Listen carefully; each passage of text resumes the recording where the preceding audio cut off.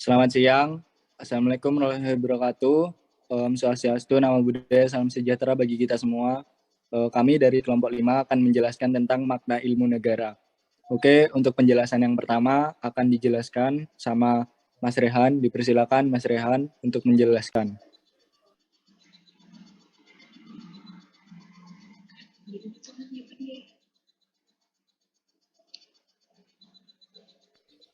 Itu mic-nya belum di itu ya Mas Rehan ya, belum dihidupkan. Pengertian dan istilah ilmu negara. Timbulnya ilmu negara dimulai saat berkorbarnya api revolusi sejak proklamasi 17 Agustus 1945. Namun, dalam ilmu pengetahuan mengenai negara ini belum bisa dibentuk ilmu pengetahuan yang berkembang sendiri, sehingga masih sangat dipengaruhi oleh ilmu pengetahuan yang berasal dari Eropa yang bersumber dari zaman Yunani. Timbulnya ilmu negara di Eropa Barat karena adanya keperluan-keperluan praktik, yaitu sebelum zaman Bismarck atau dalam pemerintahan Kaisar Wilhelm II di Jerman.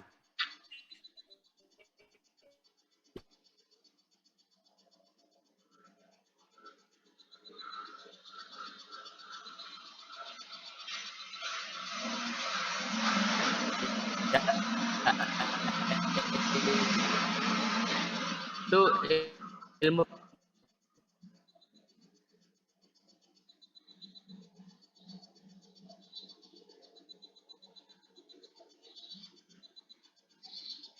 pengetahuan yang mempelajari ilmu dan negara. Ilmu berarti suatu sistem pengetahuan, supernatural knowledge. Sekian dari saya.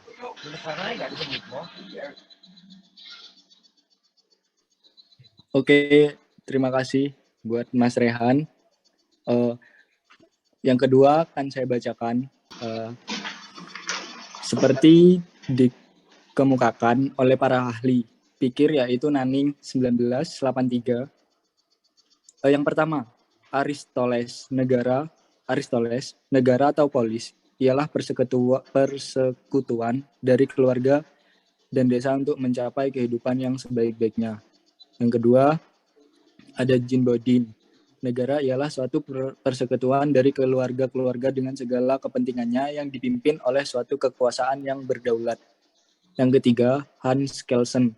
Negara ialah sesuatu susunan pergaulan hidup bersama dengan tata paksa. Terus yang keempat ada Logeman.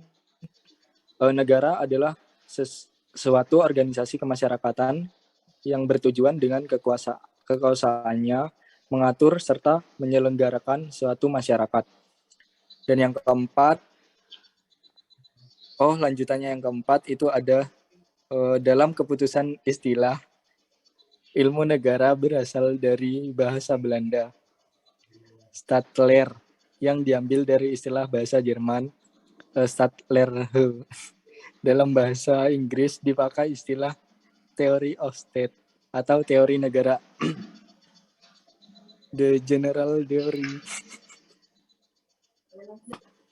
Selanjutnya dalam bahasa Prancis disebut teori de it atau teori Atmaja. Istilah taat mempunyai sejarah sendiri. Istilah itu mula-mula dipergunakan dalam abad ke-15 di Eropa Barat. Anggapan umum yang diterima bahwa kata state itu dialihkan dari kata bahasa Latin, status atau statum. Isjawara 1992 banding 90. Secara etimologis, kata status itu dalam bahasa Latin klasik adalah suatu istilah abstrak yang menunjukkan keadaan yang tegak dan tetap atau sesuatu yang memiliki sifat-sifat yang tegak dan secara etimologis, kata status itu dalam bahasa Latin klasik adalah suatu istilah abstrak yang menunjukkan keadaan yang tegak dan tetap atau sesuatu yang memiliki sifat-sifat yang tegak dan tetap. Kata negara mempunyai dua arti. Pertama, negara adalah masyarakat atau wilayah yang merupakan satu kesatuan politis. Dalam arti ini, India, Korea Selatan, dan Brazil merupakan negara. Kedua, negara adalah lembaga pusat yang menjamin kesatuan politis itu, yang menata dan dengan demikian menguasai wilayah itu. Suseno 1990 banding 170. Sementara itu, dalam ilmu politik, istilah negara adalah agensi atau alat dari masyarakat yang mempunyai kekuasaan untuk mengatur hubungan manusia dalam masyarakat dan menerbitkan gejala-gejala kekuasaan dalam masyarakat. Suseno 1990 banding 38. Istilah ilmu negara diambil dari istilah bahasa Belanda Staatsrecht yang diambil dari istilah bahasa Jerman. Staatsrecht di dalam bahasa Inggris disebut Theory of State atau Dictionary Theory of State atau Political Theory. Sedangkan dalam bahasa Prancis dinamakan teori d'etat. Bahasa 1994 dibanding 3. Timbulnya istilah ilmu negara atau sebagai istilah adalah sebagai akibat dari penyelidikan dari seseorang sarjana Jerman bernama Georg Jellinek dalam bukunya Allgemeine Staatsrecht Jellinek 1905. Itulah sebabnya Georg Jellinek dianggap sebagai bapak ilmu negara. Oke, selanjutnya bisa dilanjutkan dengan pembaca yang ketiga. Objek ilmu negara. Yang pertama, asal mula negara. Hal yang dinamakan negara itu adanya hanya dalam alam pikiran kita, dalam angan-angan. Artinya kita memikirkan adanya sesuatu. Sesuatu itu kemudian diangkat dalam alam pikir. Dan di sila kita membayangkan adanya hal yang dinamakan negara itu. Yang kedua, mengenai hakikat negara. Hal yang dimaksud hakikat negara bukanlah hakikat negara tertentu. Melainkan yang dimaksud adalah hakikat daripada hal yang dinamakan negara itu tadi. Apakah itu merupakan keluarga yang besar atau merupakan suatu alat atau wadah atau organisasi maupun perkumpulan. Jadi pada intinya hal atau sesuatu yang dinamakan negara itu hakikatnya seperti apa. Dengan demikian ini berarti memberikan sifat-sifat tertentu yang menentukan dan merupakan sifat-sifat pokok daripada hal yang dinamakan negara itu. Selanjutnya.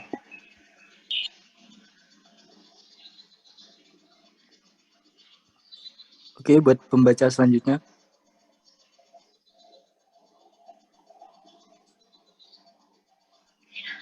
Ruang lingkup ilmu negara dikenal sejak zaman Yunani purba. Ilmu negara menitikberatkan penyelidikan kepada negara organisasi dan umum 2011 terjalin dalam Allgemeines Staatsrecht, membagi konsep ilmu negara menjadi sistematis, lengkap, dan untuk menjelaskan ilmu negara dengan menggunakan metode Van Systematering atau metode sistematika dengan cara mengumpulkan semua bahan tentang ilmu negara yang ada mulai zaman kebudayaan Yunani sampai pada masanya sendiri, Kansil 2007 ayat 4 sampai 5. Pembaca selanjutnya. Baik. Dalam bukunya tersebut, Jellinek membagi ilmu kenegaraan menjadi dua bagian, yaitu Busro 2001. 1. Ilmu negara dalam arti sempit, Staatswissenschaften dalam arti sempit adalah Staatswissenschaften dalam arti luas telah dikurangi dengan Rechtswissenschaften dalam arti ilmu pengetahuan mengenai negara ketika di dalam penyelidikannya menekankan pada negara sebagai objeknya.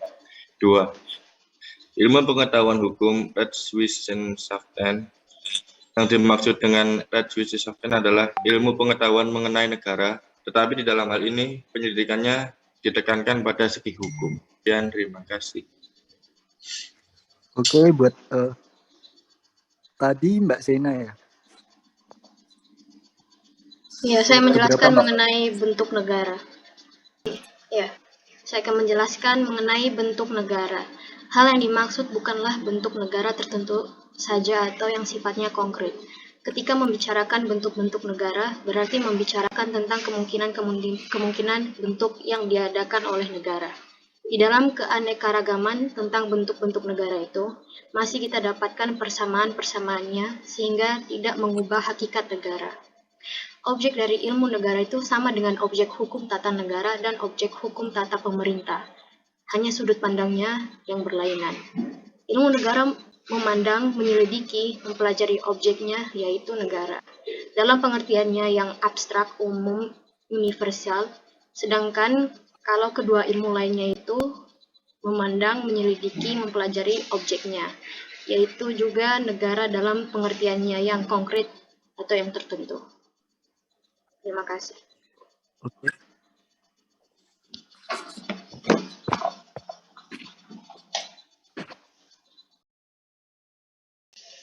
Ya, saya mau bertanya. Pertanyaan saya, Silakan Mbak. oh ya. Silakan Mbak Zaina. Nama saya Seina Kanaya Siregar dengan NIM 131210153. Pertanyaan saya, apa saja metode-metode penyelidikan ilmu terhadap penyelidikan ilmu negara? Bisa disebutkan? Bisa diulangi? Iya. Pertanyaannya, apa saja metode ilmu negara, metode-metode untuk menyelidiki ilmu negara, metode penyelidikan ilmu negara?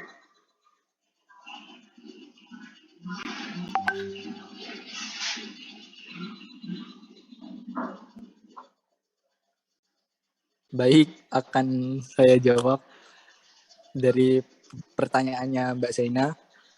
Tadi metode ya, apa saja ya metodenya ya?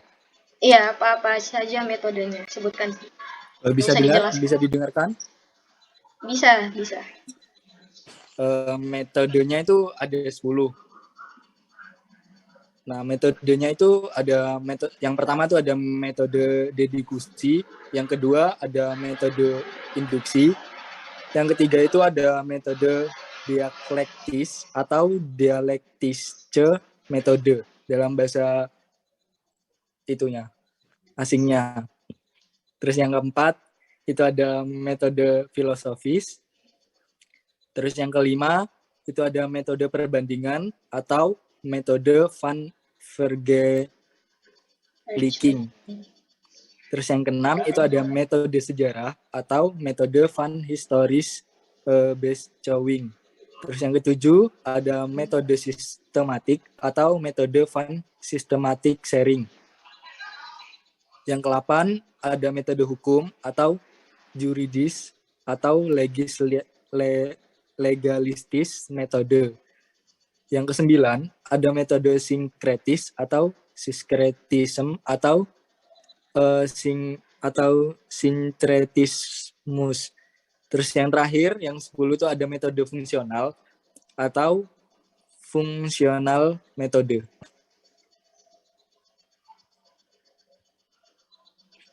Jadi terdapat 10 metode untuk penyelidikan ilmu negara. Ya, terima kasih. Ada 10 metode itu. Mas Pak Ik. Saya sudah puas dengan jawaban saya. Iya, terima kasih. Jawabannya bukan jawaban saya. Aku mau tanya, Liziana Yusron, NBI 13121000125. Ya, silahkan Mbak Lizzy. Apakah negara diperbolehkan menghalalkan segala cara dalam mencapai tujuannya? Gimana, bisa diulang?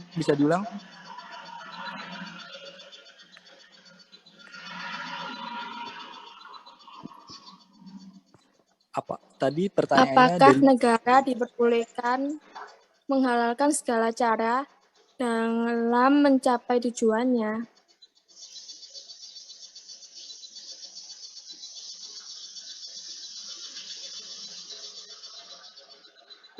Oke, terima kasih. Masih saya diskusikan sama kelompok anak-anak yang lainnya.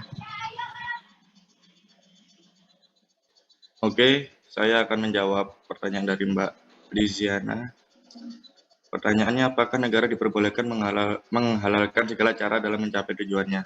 Nah, kalau negara tersebut menganut teori Machiavelli, maka diperbolehkan.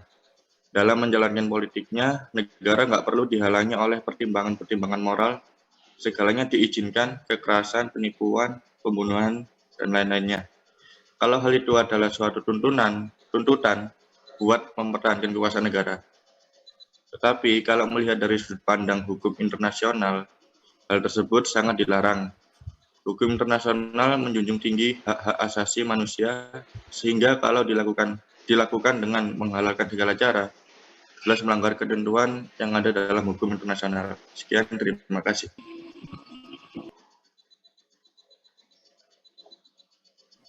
Oke, terima kasih.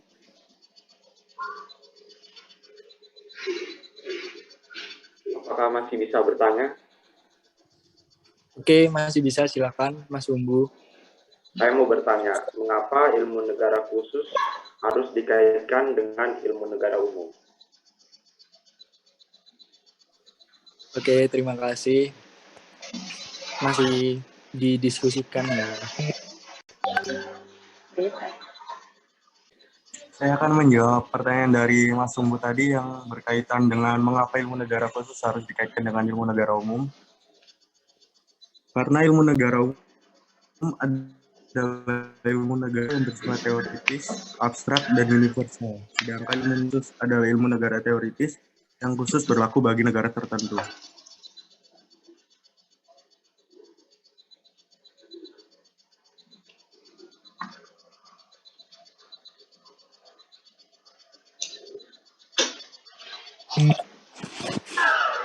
Gimana buat pertanyaannya, Mas Umbu? Apakah udah jelas?